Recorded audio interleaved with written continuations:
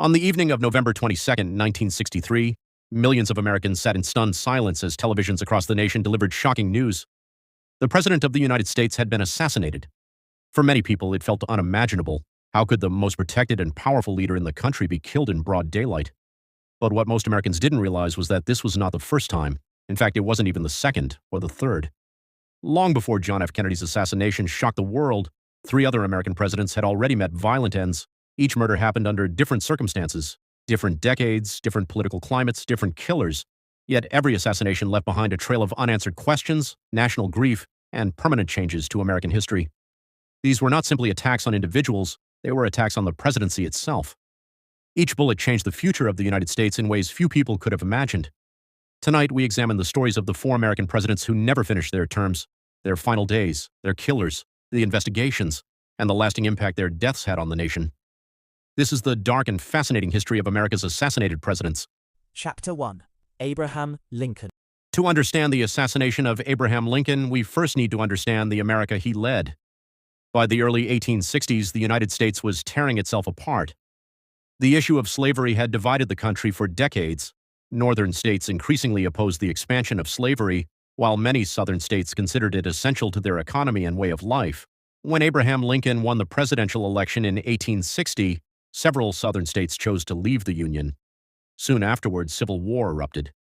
For 4 long years, Americans fought Americans. The conflict became the deadliest war in American history. Hundreds of thousands of soldiers died. Entire communities were devastated.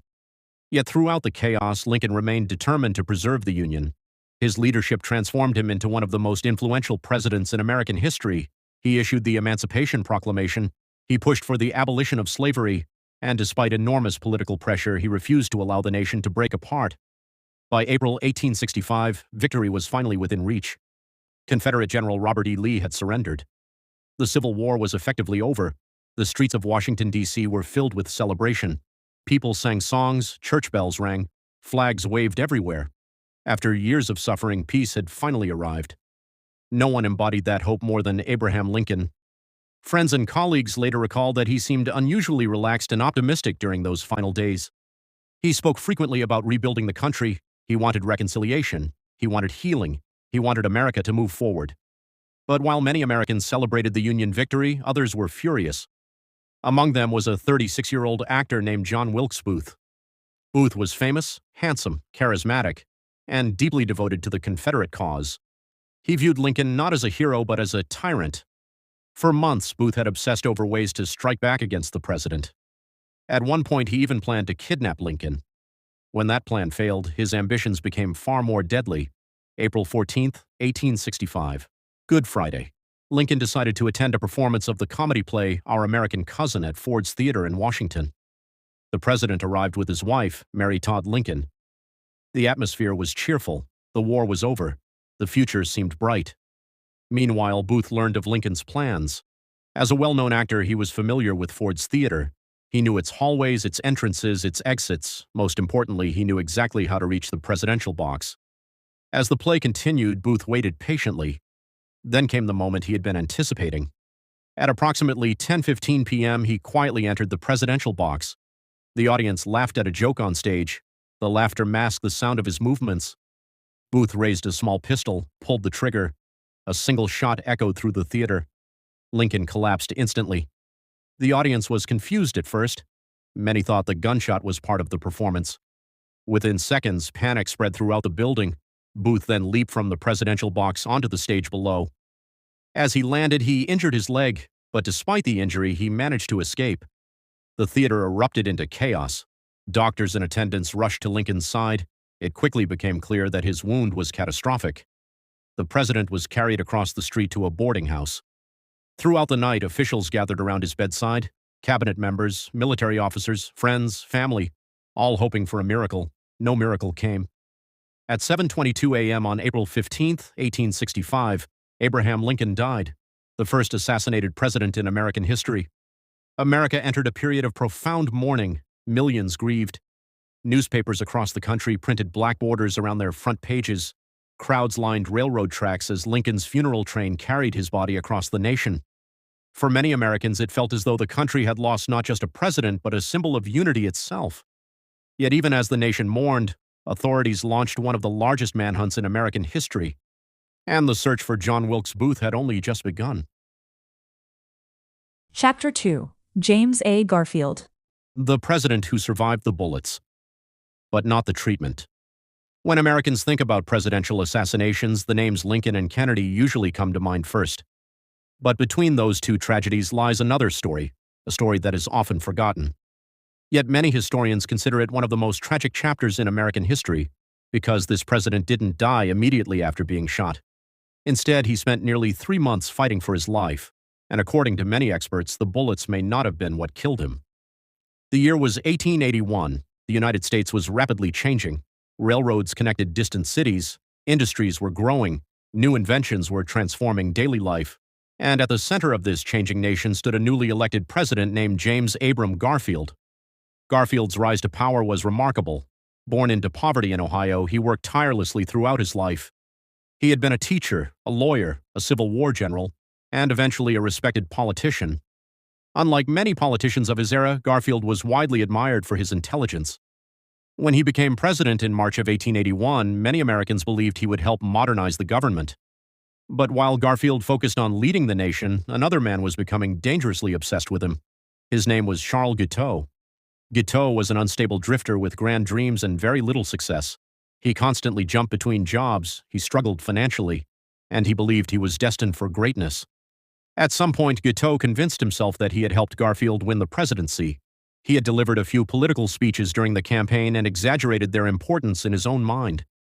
Soon he began demanding a government position as a reward. Specifically, he wanted a prestigious diplomatic appointment. But there was one problem. No one in the administration took him seriously. His requests were repeatedly ignored. Weeks turned into months. His frustration grew. The rejection became an obsession. Eventually, Guiteau convinced himself that God wanted him to remove Garfield from office. In his distorted view, assassinating the president would somehow save the Republican Party. The idea sounds absurd today, but in Guiteau's mind, it made perfect sense. For weeks, he followed Garfield, watching, waiting, studying his movements. Security around presidents in the 19th century was minimal.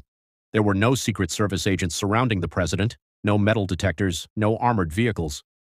Presidents often moved freely among the public. That made Garfield vulnerable. On the morning of July 2, 1881, President Garfield arrived at the Baltimore and Potomac Railroad Station in Washington, D.C. He was preparing for a trip. His mood was cheerful.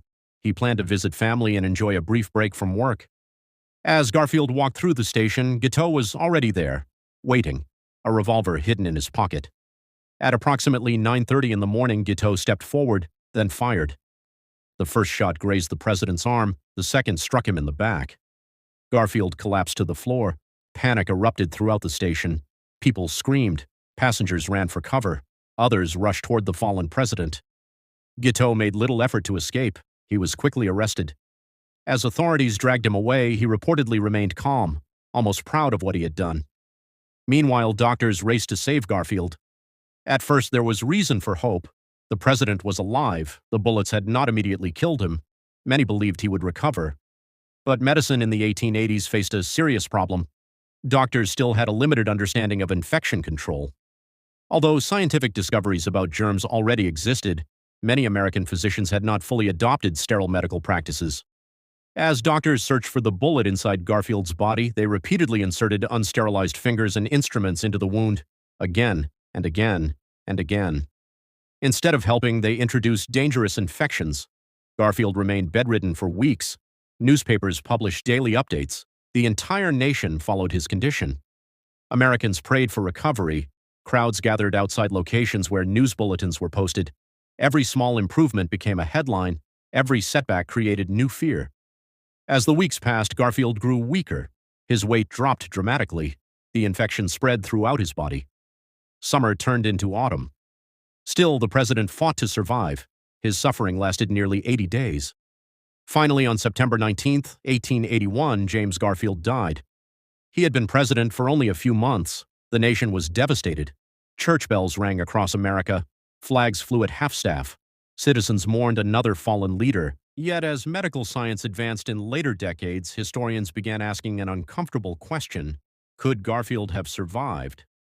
Many modern experts believe the answer is yes, Some estimates suggest that with modern treatment and proper infection control, the president would likely have lived. In other words, the gunshots wounded him, but the medical care may have doomed him. It remains one of the most heartbreaking what-if stories in American history. The assassination also produced major political changes. Americans became increasingly frustrated with a government system that rewarded political supporters with jobs. Guiteau's obsession with receiving a government position highlighted serious flaws in the system. In response, lawmakers pushed for reforms. The result was the Pendleton Civil Service Act of 1883. The law changed how many federal jobs were awarded and helped create a more professional government workforce. Once again, tragedy had reshaped the nation. One president dead, one assassin imprisoned, and another painful lesson written into American history. But the cycle of violence wasn't over. Only 20 years later, America would lose yet another president, and this time the killer would strike in the middle of a crowded public event, a place where thousands of people had gathered to celebrate progress and optimism, a place where no one expected death to be waiting. Chapter 3. William McKinley. The president who shook hands with his killer. By the beginning of the 20th century, the United States was becoming a global power. Factories were expanding, cities were growing, new technologies were changing everyday life. America seemed to be entering a bright new era, and leading the nation through that transformation was President William McKinley. Unlike Abraham Lincoln or James Garfield, McKinley entered office during a period of relative prosperity. He was calm, respected, and popular with much of the public. Under his leadership, the American economy strengthened, and the country's influence around the world expanded. Many Americans believed the future had never looked more promising, but hidden beneath that optimism was a growing wave of political anger. Around the world, radical political movements were gaining followers. Some extremists believed governments themselves were the enemy. Among these groups were anarchists, people who rejected traditional authority and often viewed political leaders as symbols of oppression. One young man became consumed by those ideas. His name was Leon Czolgosz. Born into a working-class immigrant family, Czolgosz spent much of his life feeling isolated and frustrated. He struggled to fit in, he distrusted powerful institutions, and over time he became increasingly attracted to radical political beliefs. The more he listened to extremist speeches and read revolutionary literature, the more convinced he became that dramatic action was necessary. Eventually, he chose a target, the President of the United States. In September 1901, President McKinley traveled to Buffalo, New York to attend the Pan American Exposition. The event was a massive international fair celebrating technology, innovation, and progress. Millions of visitors came to see exhibits from around the world. Electric lights illuminated buildings at night. New inventions amazed crowds. The atmosphere was festive and hopeful. For McKinley, the event represented everything he wanted America to become: modern, prosperous, confident. On September 6th, the president scheduled a public reception inside the Temple of Music. The purpose was simple: meet ordinary citizens, shake hands, greet supporters. It was the kind of event presidents often attended. Thousands of people lined up for the opportunity to meet him. Security was present, but by modern standards, it was extremely limited. People passed directly in front of the president one by one. Among them stood Leon Czolgosz, calm, quiet, patient. In his right hand, hidden beneath a white handkerchief wrapped around his wrist, was a revolver. The cloth made it appear as though his hand was injured. No one suspected anything. As the line moved forward, Czolgosz came closer, one step at a time. The president smiled and greeted visitors. Then suddenly, Czolgosz stood directly in front of him. McKinley extended his hand, a gesture of kindness, a gesture of trust. In an instant, 2 shots rang out. The crowd froze. For a brief moment, many people couldn't comprehend what had happened. Then panic exploded across the room. Witnesses screamed. Some dove to the floor. Others rushed toward the assassin. The president staggered backward. One bullet had struck him in the chest. Another entered his abdomen. Chaos consumed the Temple of Music. Within seconds, furious spectators tackled Czolgosz. Many tried to beat him on the spot. Some wanted revenge immediately. But according to several accounts, McKinley himself urged people not to harm his attacker. Even after being shot, he reportedly told those around him to remain calm. The wounded president was rushed to medical treatment. Across America, newspapers spread the shocking news. Another president had been attacked. For many Americans, painful memories of Lincoln and Garfield immediately returned. Would history repeat itself? At first, doctors believed McKinley might survive. Surgery appeared successful. The president remained alive, Newspapers published encouraging reports. Day after day, updates suggested improvement. The nation slowly became hopeful. Perhaps this time the president would recover. But beneath the surface, a deadly problem was developing: infection. The bullet wounds had caused severe internal damage. Medical technology was still limited compared to modern standards. Although doctors worked tirelessly, they could not stop the complications that followed. For several days, McKinley's condition seemed stable. Then suddenly it began to worsen. The infection spread. His organs started to fail. Hope quickly turned into fear. On September 14, 1901, 8 days after the shooting, President William McKinley died. He was 60 years old. America was stunned. For the third time in just 36 years, a sitting president had been assassinated. The nation entered mourning once again. Churches held memorial services, flags flew at half-staff, newspapers published emotional tributes. Many Americans began asking a disturbing question: how could this keep happening?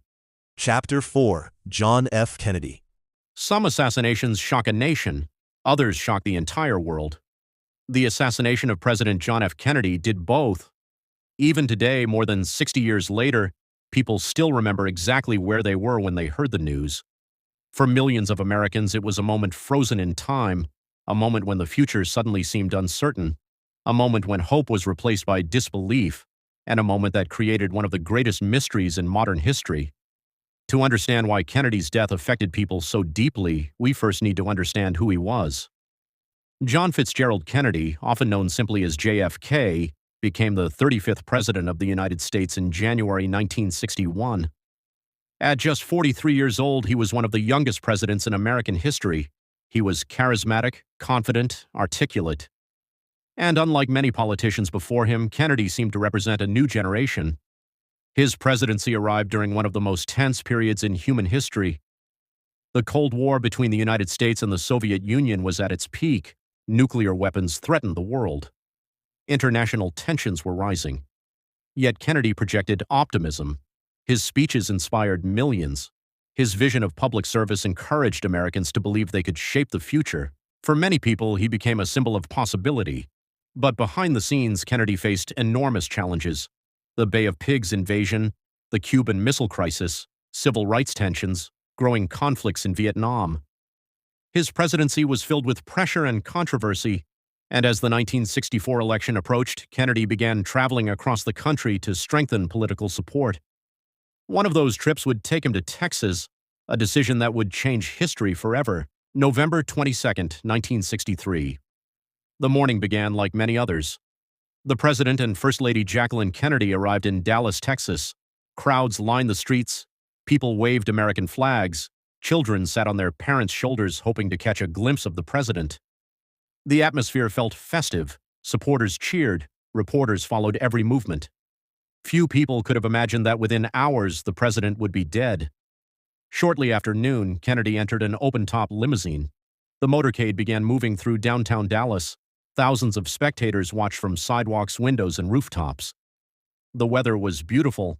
The sky was clear. Everything appeared normal. As the motorcade entered an area known as Dealey Plaza, the vehicle slowed slightly. The president smiled and waved to the crowd. Then came the sound that changed everything: a gunshot. Some witnesses thought it was a firecracker. Others froze in confusion. A second shot followed, then another. Panic spread instantly. People screamed. Many dropped to the ground. Others looked desperately toward nearby buildings, trying to understand where the shots had come from. Inside the limousine, chaos erupted. President Kennedy had been struck. His body collapsed toward his wife. Secret Service agents rushed into action. One agent jumped onto the back of the moving vehicle as it accelerated toward a hospital. The scene lasted only seconds, yet those few seconds would be analyzed for decades. The race to save the president. The limousine sped to Parkland Memorial Hospital.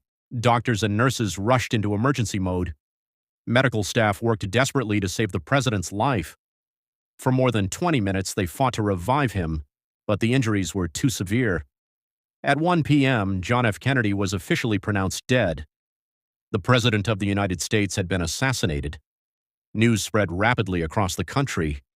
Television networks interrupted regular programming. Radio stations delivered urgent bulletins. Within hours, the entire nation knew. Shock turned to grief. People cried openly in public places, businesses closed, schools dismissed students, churches filled with mourners. For many Americans, it felt as though the country had lost more than a president. It had lost a symbol of hope. But while the nation mourned, investigators faced an urgent question: who had done it? The search for the assassin attention quickly focused on a nearby building known as the Texas School Book Depository. Witnesses reported seeing suspicious activity from an upper floor. Police officers rushed to investigate. Evidence soon led them to a 24-year-old former Marine named Lee Harvey Oswald. Oswald was an unusual figure. He had previously defected to the Soviet Union. He later returned to the United States. His political beliefs were controversial, and his personal life was complicated. Only hours after the assassination, Oswald was arrested. The world finally seemed to have an answer. The assassin had been found, or so it appeared. When questioned by reporters, Oswald denied everything. His most famous statement became legendary: "I'm just a patsy." In other words, he claimed he was being framed. Those words would fuel decades of speculation. Was he telling the truth, or simply trying to avoid responsibility? Investigators barely had time to find out, because something extraordinary happened next. 2 days after Kennedy's assassination, police prepared to transfer Oswald to another facility. Television cameras broadcast the event live. Millions watched. Then suddenly, a man stepped out from the crowd. His name was Jack Ruby. Before anyone could react, Ruby pulled out a revolver and shot Oswald at close range. The entire event happened on live television. Viewers across America watched in horror. The man accused of killing the president had himself been murdered, and with his death, countless questions suddenly became much harder to answer. Many people immediately became suspicious. How had Ruby gained access? Why did he kill Oswald? Was it revenge or something else? The mystery deepened, and conspiracy theories began spreading almost immediately. The Warren Commission. To calm public concerns, the U.S. government created a special investigative group known as the Warren Commission. After months of investigation, the commission reached a clear conclusion. According to its findings, Lee Harvey Oswald acted alone. No evidence of a larger conspiracy was found. Case closed, at least officially. But many Americans remained unconvinced. Over the years, critics questioned various aspects of the investigation. Some pointed to witness testimony. Others focused on ballistic evidence. Still others believed foreign governments, organized crime groups, intelligence agencies, or political enemies might somehow have been involved. Books were written. Documentaries were produced. Researchers spent decades examining every detail: photographs, films, audio recordings, witness interviews, government files. Few events in modern history have been studied as intensely as Kennedy's assassination. Even today, debates continue. Some people accept the official explanation. Others remain skeptical. Regardless of where the truth ultimately lies, one fact is undeniable. The assassination permanently changed the relationship between Americans and their government. Trust was shaken. Questions lingered, and uncertainty became part of the story. The impact on America Kennedy's death was more than a personal tragedy. It was a national turning point. Vice President Lyndon B. Johnson was sworn in aboard Air Force One only hours after the assassination. The image became historic. America suddenly had a new president. The nation moved forward. But it was no longer the same. Security around presidents increased dramatically. Protective procedures became far more sophisticated. Future presidents traveled differently. Campaigns changed. Public appearances changed. The office itself changed. For an entire generation, Kennedy's assassination marked the end of an era of innocence. Many Americans would later describe November 22, 1963, as the day everything changed. And unlike the assassinations of Lincoln, Garfield, and McKinley, the questions surrounding Kennedy's death never truly disappeared. Instead, they became part of popular culture, part of political history, part of a mystery that continues to fascinate the world. Because sometimes history leaves behind answers, and sometimes it leaves behind questions. The assassination of John F. Kennedy left behind both. Conclusion: 4 presidents, 4 assassinations, 4 moments that forever altered the course of American history, from a theater in Washington, to a railroad station, to a crowded exposition hall, to the streets of Dallas. Each tragedy unfolded differently, yet all of them carried the same devastating message. Even the most powerful leader in the world is not beyond the reach of violence. And with every assassination, America changed. Thank you for watching. If you enjoyed this documentary, don't forget to like, subscribe, and join us for more stories from the past that continue to shape our world today. This has been The Past Files. Until next time, keep exploring history.